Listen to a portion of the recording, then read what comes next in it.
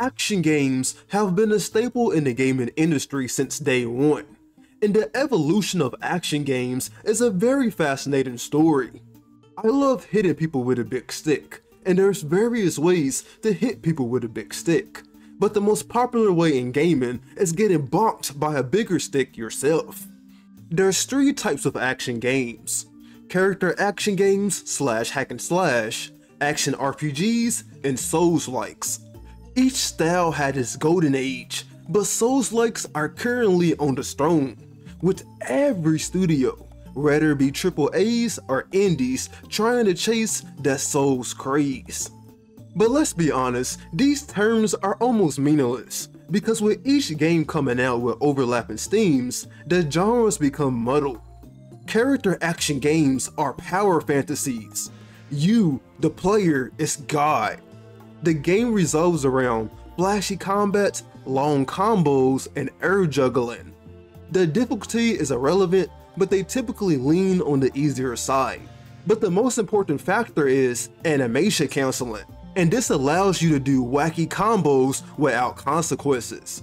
The best examples are Devil May Cry, Bayonetta, and classic God of War. Action RPGs can be either character action or Souls-like. The most important factor is putting priority on the RPG. This means including RPG mechanics, such as managing a resource like mana, obtaining a bunch of weapons and items, over-leveling to one-shot the boss, etc. The best examples are Kingdom Hearts and modern Final Fantasy.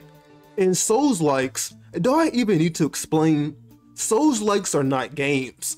They are ball-clutching experiments for masochists such as myself, who love to spend hundreds of hours on a difficult boss, just to get the euphoric rush like a crackhead once you overcome the challenge. Games are an escape from reality, so who would have thought that the most stressful option would be the most popular? Why is that? But first we must acknowledge how it all started, with the golden age of the character action genre. From 2005 to 2009, it was a stampede of classics. The formula of high-octane button mashing was so popular that every company wanted a piece of the pie, from anime with Muso games to comic books with Arkham. So it seemed like hack and slash will be the staple of action games forever, until they weren't. In the mid to late 2010s, there was a massive dip in quality of hack and slash games. There was the deadly combo of low-effort trash mooching off IPs and questionable sequels that made the players lose faith in developers. It also didn't help that around this time, there was the dreaded debate of difficulty. A resurgence of difficult games were emerging, such as Hollow Knight and Shovel Knight, and this made every gamer obsessed with proving their manliness by defeating each difficult game created. Otherwise, you're not a god gamer. But the true vanguard behind this movement was the devil itself, Fromsoftware. Love them or hate them, but you have to acknowledge they are the sole pioneers of pushing CBT to the mainstream. Initially, Fromsoftware wasn't that popular. They were a niche company accumulating a cult fanbase with Demon Souls and Dark Souls 1. But with each new entry, they would exponentially grow their fanbase until they took over. And with character action games shit in the bed each year, it was an easy heist for Fromsoftware to swipe the throne. But let's not act like difficulty is the only thing Souls fans care about. Well, not all of them. The RPG mechanics separated Fromsoftware from the plethora of hack and slash games on the market. Apparently, it seems like starting out as a broke bum, then killing God, it's more fun than being God yourself. Then there's the diverse builds you can make with the abundance of weapons and spells to be found.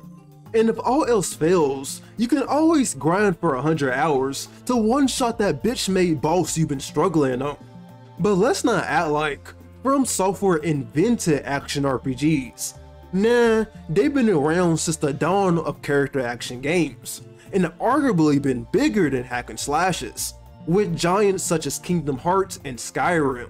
And speaking of Skyrim, ironically that game is the perfect key to explain why Souls games took over the market.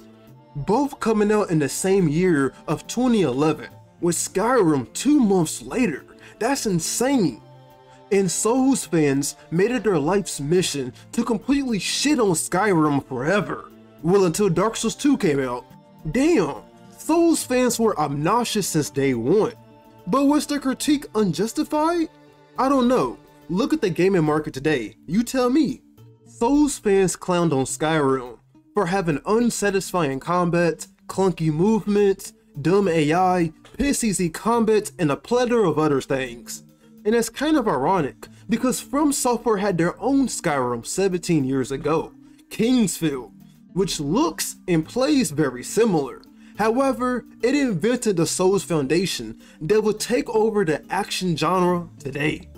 Currently, few character action games are being made. Occasionally, the odd one drops, but they don't sell nearly as well as they used to. And even the hits, such as Hi-Fi Rush and Final Fantasy VII Remake, flopped according to their studios. And do you have legendary character action franchises in the mud, such as Devil May Cry, with the creator leaving Capcom, and Arkham? I don't even know what to say about that studio. That franchise is just a mess. It seems like people don't care for traditional character action games anymore. It's all about that BDSM masochism. Hell, it's so many Souls indie games being dropped every day of varying quality. And it's insane how much the Souls genre is being developed, while character actions are left to rot. But it's not all doom and gloom for the genre, because it seems like they are being rebirthed into a new form. Look at Stellar Blade and Black Myth Wukong. They lean heavily on the character action side, with crazy combos and frantic combat. But they are still Souls games by nature. So it seems like the trend for character action games from now on is a blend of Souls and hack and slash. And there's plenty of other examples proving this point, such as Neo, the OG hybrid, and even Fromsoftware making their own character action light, such as Sekiro. Now, will all character action enthusiasts like these changes? No, but you have to adapt or move on. Personally, I'm all for it.